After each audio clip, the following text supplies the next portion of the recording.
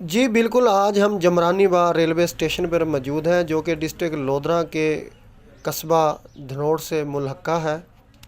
جمرانی وا railway station Bahawalpur کے حاکم خاندان کے صاحبزادوں میں سے نواب جمران خان کے نام سے منسوب ہے۔ اس سے ملحقہ قصبہ دھنوڑ جو کہ پہلے جمرانی وا موضع میں شامل تھا، اب دھنوڑ خود ایک موضع بن چکا ہے۔ سب سے پہلے 1845 میں کلکتہ سے رانی گنج، بمبئی سے کلیان اور مدارس تک ریل کی پٹریاں بچھائی گئیں۔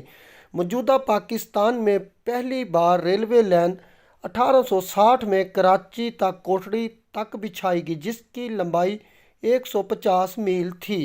1924 میں گریٹ انڈین جزیرہ نما ریلوے کمپنی کے تحت لودھرا جب ریلوے لائن بچھائی گئی جو کہ موجودہ پاکستان کا حصہ اب ڈسٹرکٹ لودھرا ہے۔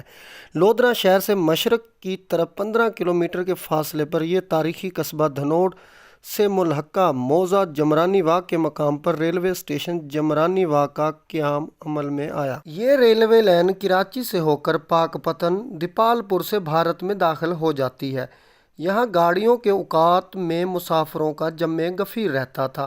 اس ریلوے اسٹیشن سے جلائی جانے والی لکڑیاں، تیل، بھوسا، گندم اور دیگر زرعی اجناس کراچی، لاہور لے جائی جاتی تھیں۔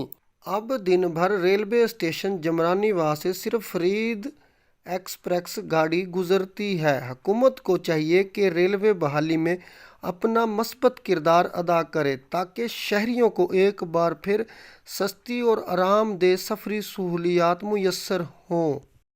کیمرہ مین مختار جامی کے ساتھ رو Fakhar Uzzaman Qamar, bureau chief, Voice news.